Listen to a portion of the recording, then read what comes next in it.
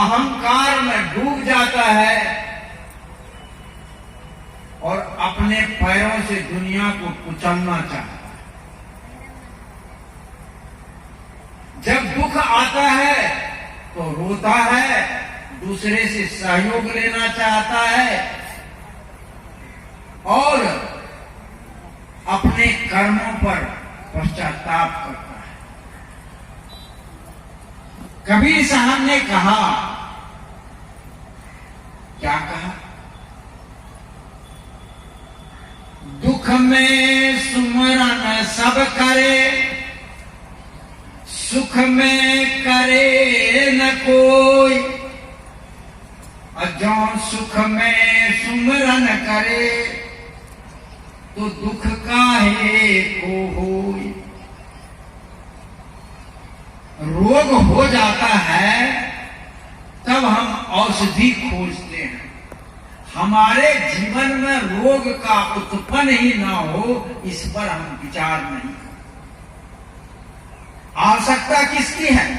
रोग हो जाए तब औषधि की, कि आपके जीवन में रोग आवे ना, इसकी किसकी आवश्यकता?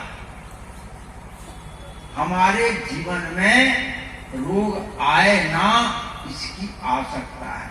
आप लोग तो कुछ बोलते नहीं, पूछने पर बोला भी करिए थोड़ा सा। तो मतलब हमारे जीवन में ना आए रोग, हमें दवाई क्यों? अब प्रश्न है कि हमारे जीवन में दुख आता क्यों? दुख क्यों आता? जीवन में जितने दुख दिखते सब निज दोषों का कारण ही, पर जिसमें इतना ज्ञान नहीं वह दोष मिटाना क्या जाने।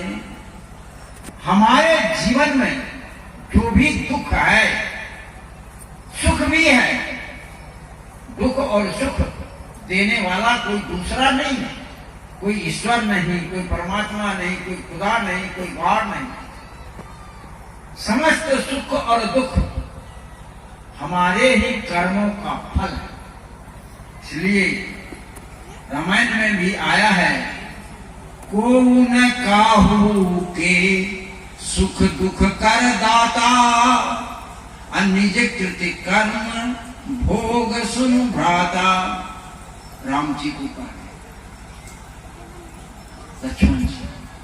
मतलब हमारे जीवन में जो सुख है दुख है, हम अपने ऊपर विचार करें कि हमारे जीवन में यह दुख आया क्यों। यह बात अलग है। कभी कभी समाज में रहते हैं लोग, आप गलती ना भी किए तब भी दूसरे आदमी आपको दुख देगा, लेकिन उसका कारण है। उसका क्या कारण है? उसका कारण है लोभ। उसका कारण है उससे आपकी अपेक्षा, आपसे अपेक्षा है, आपसे उसका संबंध है, तभी तो आपसे अपेक्षा करता है। तो वह उसका लोभ है और लोभ के कारण आपको बहुत दुख देता है। बहुत दिन की घटना है, यही मधेपुरा से पश्चिम की घटना है। एक भाई पंजाब से कमा करके उसमें 80,000 लाया था। उसमें 80,000 का बहुत मूल्य था। और पहले ये मोबाइल नहीं था और बैंक से भेजने वाली भांज नहीं थी।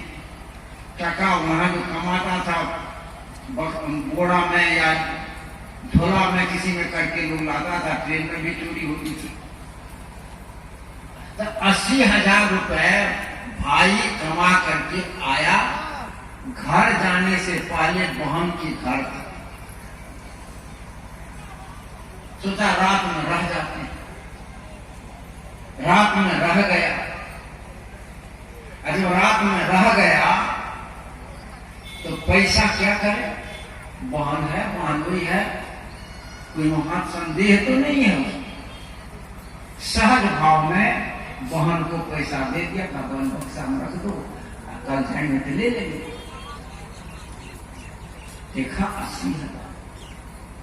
बहन और बहनोई को लोभ हो गया, और क्या नाम है, बहन और बहनोई मिलकर के भाई बहनोई साला को मार दिया और बहन अपने भाई को। क्या लोभ है?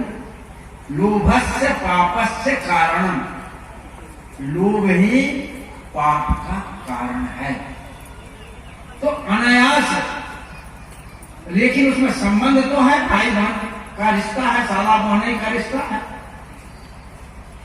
कुछ न कुछ रिश्ता तो है, अपेक्षा है। लोभ आया, गलत काम। लोभ आने से भी आपकी स्वार्थ है, अपने स्वार्थ में आप अंधे हो जाते हैं। कितने लोग कभी कभी साधु महात्मा में भी देखा जाता है, गुरु को ही मार देता है, किस लिए? गद्दी के लिए। गद्दी को लेकर के जाएगा वो नहीं कर, गद्दी उसको भी छोड़, गद्दी उसको भी छोड़, लेकिन तब भी गुरु को मार, गद्दी को बेचता।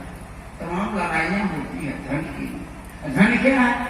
बाह्य साधन। बाह्य साधन आपके जीवन के दो भाग है, शरीर भाग और आत्मा भाग, चेतन भाग। मैं कल कहा था, तो शरीर के लिए धन की जरूरत है, आत्मा के लिए धन की जरूरत नहीं है।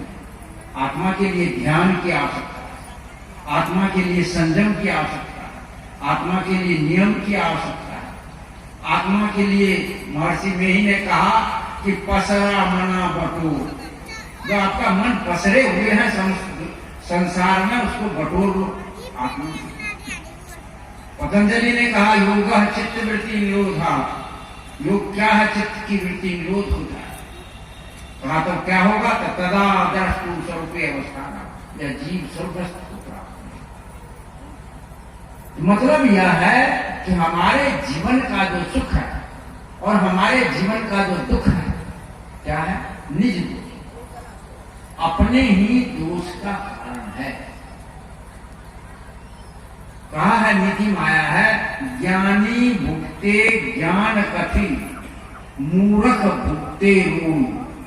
सबके जीवन में ये अभी दिन हुआ है तो रात होगी। किसी के जीवन में सुख नहीं आएगा ऐसा हो नहीं सकता, किसी के जीवन में दुख नहीं आएगा ऐसा हो नहीं सकता। ये चक्र चलता है, आएगा ही। हमारे जीवन में सुख है तो दुख आएगा, उसके लिए तैयार हो। जो तैयार नहीं रहता है दुखी होता है, और जो तैयार है कि दुख आएगा, खराब नहीं आ गया, कोई चिंता नहीं, उसको हम भोगेंगे, क्योंकि दुख आना ही है। दिन हुआ है तो रात होगी ही। हम यदि ज्ञानी हैं तो उस दुख को एक अपने कर्तव्य के समान आधार पर, अपने प्रारब्ध के आधार पर हम उसको आसानी से हंसते हंसते भोग लेते। लेकिन अज्ञानी है, यदि आपको सुख भी मिल गया, सुख का समय आया है, आनंद से बीतो, आनंद से रहो, लेकिन अब उस समय आपका पूरा भाग सूझेगा। अपने भी दूसरे को दुख पहुंचाना चाहोगे, अपने भी दुखी रहोगे। सुख को हम सुख के तरह नहीं भूलते, दुख को हम सुख में रूपांतरण, आनंद में रूपांतरण नहीं कर सके। तो हम कहां, हम क्या कर रहे हैं? क्रोध है, ज्ञानी क्या करते हैं, साधक क्या करते हैं? क्रोध को उत्साह में रूपांतरण करते हैं। वो क्रोध को कहां रूपांतरण किया? उत्साह में। क्रोध है, उत्साह में रूपांतरित होता। अब उत्साह हो गया, आप अच्छे काम को बहुत आराम से करिए, उत्साह पूर्वक करिए, श्रद्धा पूर्वक कीजिए, तो आप अपने जीवन के इसको कैसे प्रयोग करते हैं, इस पर बड़ा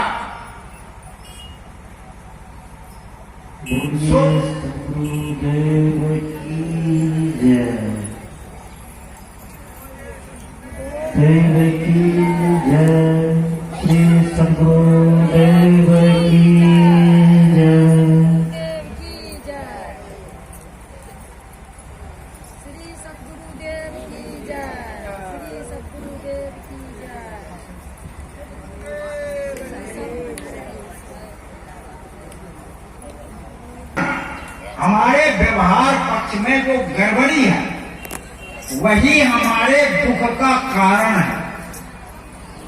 जहां जहां जाओ, जहां जहां देखो, हमारा व्यवहार पक्ष, चाहे वह सास बहू के साथ हो, ननद भौज के साथ हो, बेटा पुत्र के साथ हो, या गुरु शिष्य के पास साथ हो, या समाज के पास हो, पड़ोसी के साथ हो, व्यवहार पक्ष बहुत मायने रखता है।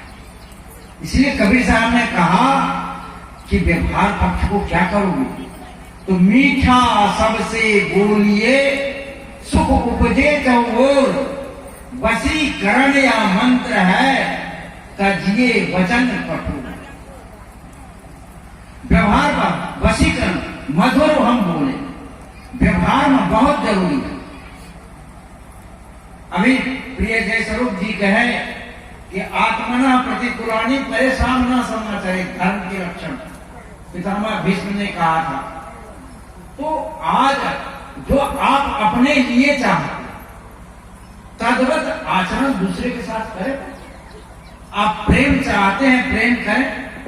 आप आदर चाहते हैं, दूसरे को आदर दें। आप सम्मान चाहते हैं, दूसरे को सम्मान दें। आप सेवा चाहते हैं, दूसरे को सेवा दें। क्यों नहीं? व्यवहार को ठीक करें। व्यवहार परमार्थ के नींव है।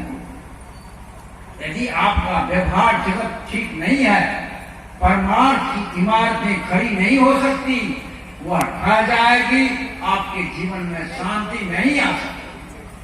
आपका जीवन, हमारा जीवन अपूर्ण रहेगा। इसलिए व्यवहार पहले शब्द आया, व्यवहार तब हम पहले व्यवहार को ठीक करें। व्यवहार हमारा कटुपूर्ण, व्यवहार हमारा उभर खावर है, व्यवहार हमारा दूसरे के लिए दुखदायी है, और हम सुख की कामना करते हैं, हम शांति की कामना करते हैं, हम मुक्ति की कामना करते हैं। क्या संभव है? क्या बबूल के पेड़ में कभी आम फला है? नहीं फला। तो जो हम कर बोते हैं दुख, काटना चाहते हैं सुख, नहीं होगा। इसलिए व्यवहार पक्ष को बिल्कुल ठीक करें। जो हम दूसरे को देना चाहते हैं, क्या वो हम अपने को लेना चाहते हैं? आप दूसरे किसी को गाली देते हैं तो विचार करो कि हम गाली, हमको कोई दे तो अच्छा लगेगा। यदि अच्छा नहीं लगेगा तो हमें भी किसी को गाली नहीं देनी चाहिए। हम दूसरे को अपमानित न करें। यदि हमको कोई अपमानित करेगा तो हम गुस्सा जाएंगे, हम आग बबूला हो जाएंगे, और हम अपमानित किए किसी को तो, जब सब आत्मा बराबर है, कौन बड़ा है कौन छोटा है? ये शरीर भाव से कोई बड़ा है और कोई छोटा है। आत्मभाव में न आप बड़े हो न मैं बड़ा हूं, न आप छोटे हो न मैं छोटा हूं, सब बड़ा। जो गुण धर्म है वह आत्मभाव में बराबर है। तब गुण धर्म छोटा बड़ा क्या है? व्यवहार। व्यवहार में से कुछ कम है, व्यवहार में कुछ ज्यादा है। शरीर ये भौतिक है, उसमें कोई बड़ा है कोई छोटा है। तो हम व्यवहार के परमार्थ, परमार्थ इसके बाद आप परमार्थ में, परमार्थ में क्या है? विषय जो है, विषय ही हमारे परमार्थ के पथ के बाधक है। यदि मुक्ति चेताक विषयान विश्वत तजीत कहा। कबीर साहब ने कहा, भमर विलंबा बाग में बहु फूलन की बास, ऐसा ही जीव विलंबा विषय में अंत हो चले निराश। हमारे परमार्थ पथ में विषय ही हमारे जीवन का बाधक है। इसलिए विषय से इस मन को ऊपर, इंद्रियों से जब मन ऊपर उठता है, मन से ऊपर उठता है, तब आप आत्म तत्व, उसके लिए ध्यान है, उसके लिए साधना है, उसके लिए जप है, उसके लिए भक्ति है, उसके लिए आप सत्संग में बैठिए। ये सत्संग आज देखिए भारत की धरती पर धर्म के नाम पर, साधना के नाम पर, सत्संग के नाम पर हमारा बिहार जितना उर्वर है उतना भारत की धरती पर कोई प्रदेश नहीं है। वहां भी धर्म है, वहां भी सत्संग है, वहां भी साधना है, वहां भी भक्ति है, लेकिन इतना नहीं है। देखिए हमारी माता में कुशल भाई से अधिक शाम को और भरा हुआ, फिर शाम को भर जाएगा, एक इंची कहीं खाली नहीं रहेगी। आप जानते हैं ये सृष्टि कर्म की जो पहला स्तंभ है जहां से सृष्टि उत्पन्न होती है वह कौन है? उसकी जन्मदात्री यही माता। हमारे यहाँ मैं कहीं बोला था और भी, हमारे यहाँ बिहार में इतने लोग सत्संगी क्यों हैं? हमारे यहाँ इतनी पूजा पाठ क्यों है? लोग का आदर क्यों कर? हमारी माताएं सत्संगी। हमारी माता के गर्भ में शिशु, अभी कितने माता के गर्भ में शिशु हुई, वो सत्संग सुनते हैं कि नहीं? वो सत्संग सुनते हैं, उसके अंदर वो संस्कार जा रहा है, ये आवाजें जा रही है। बहुत सारी माताएं हमारे घर में बैठी होगी, वह दावेद होगी, वो अभी ये सत्संग को सुनती है। वो शिशु माता के द्वारा सत्संग सुन रहा है। इसलिए आज जो कहा है मोर बिहार गुरुद्वार छे की बहिना, सोना ऐसा भारत देश, इस सोना ऐसा भारत देश में बिहार गुरुद्वारा। क्यों? क्योंकि यहाँ सत्संग का महत्व, यहाँ ज्ञान का महत्व, यहाँ भक्ति का महत्व, यहाँ साधना का महत्व है। ये बात अलग है। एक बात आपसे मैं पूछूं, एक आदमी को 100 क्विंटल धान हुआ, उसको खखड़ी कितना मिलेगा? खखड़ी की ढेरी बड़ी होगी कि नहीं? एक आदमी को 10 मन धान हुआ, खखड़ी कितना मिलेगी? 10 मन है तो थोड़े सा खखड़ी। तो बिहार में कुछ गड़बड़ियां हैं, क्योंकि हमारे यहाँ बहुत सत्संग, तो थोड़ा बहुत गड़बड़ी तो होगी। धान है तो खखड़ियों होगा।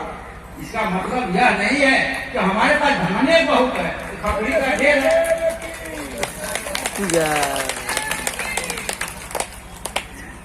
इसलिए इसका मतलब नहीं है कि बिहार में खखड़ी।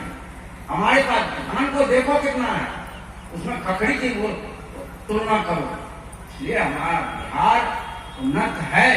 ये जो धर्म का मूल केंद्र है। आज सदगुरु कबीर साहब को 624 वर्ष के आता था, गणना के अनुसार जो भी हो गए। आज सदगुरु कबीर साहब जिंदा कहाँ है? बिहार में जिंदा है, बिहार में जिंदा है। यहाँ कबीर साहब की जितनी धाराएं हैं, सभी धारा को सम्मान करने वाले लोग हैं। सभी धारा, चाहे वह वचन वंश हो, पार्टी हो, वंश बोली हो, कोई हो, जितना हो, नाथ पंथी हो, कोई भी सबका। इसलिए व्यवहार और प्रमाण, तो हम व्यवहार अच्छा करें, हमारा जीवन, हम जीवन को सुख से, तो परमार्थ को हम ठीक करें। व्यवहार ठीक हो जाए, परमार्थ अपने मन को निरोध करें। और देखें ध्यान, ध्यान क्या है? ध्यान निर्विषय मन को निर्विषय करना ध्यान। या नहीं कि ध्यान में आंख बंद करके कोई रूप को देख रहे हैं, रंग को देख रहे हैं, रस को देख रहे हैं, या अपनी कल्पना के अनुसार हम कर रहे हैं, ये ध्यान नहीं है। मन को निर्विषय करना ध्यान है। निर्विषय होगा तो क्या होगा? आप स्वरूपस्थ होगा, आप असंगता को प्राप्त करेंगे। परमार्थ पथ के में ही दया है, दान है, उपकार है, भक्ति है, साधना है, सत्संग है। अब ये सारा सभी विषय है, बहुत सारा, एक विषय पर कई दिन व्याख्या हो सकती है। तो मतलब यह है कि हम अपने परमार्थ पथ को हम स्वयं ठीक करेंगे, स्वयं ठीक करेंगे। पुस्तक आई है लेकिन कल भी नहीं लगाया था, आज भी शायद लगाएंगे। परम पूज्य गुरुदेव जी के जितनी रचनाएं हैं वो हैं, सब प्रकाश है, ज्ञान क्या कैसे है, स्वानुभव विधि है, निर्माण है, मृतक होए सुसाद है, सब कुछ है। एक पुस्तक है जो भलता हो, अपना मैं बहुत पहले लिखा था, उसमें नए रास्ते, उसको आप लोग पढ़िए। साधक की चर्चा है, और जो साधक है, जैसे मैं भी साधक हूं, आप साधक हैं, सब कोई साधक है, ये माताएं लोग साधक है, तो अपनी साधना पथ के फसल वह स्वयं खाते हैं। इसलिए कवि साहब ने कहा, तिल झाड़ कबीरा लिया, तिलखी झाड़े लोग। मतलब जिस साधना पथ पर आप चलते हैं, उस साधना पथ के फल को आप स्वयं प्राप्त करते हैं। ये अध्यात्म की जो परमार्थ पथ है, परमार्थ पथ पर आपको अकेला चलना होगा। आप मन से, वाणी से, बुद्धि से, कर्म से, ज्ञान से सबको ठीक करके और साधना के पथ पर चले, अध्यात्म के पथ पर चले, परमार्थ के पथ पर चले, अपनी इच्छाएं को प्राप्त करेंगे। तो एक सूचना और दे देना चाहता हूं कि जो अभी देखिए हमारे ललन जी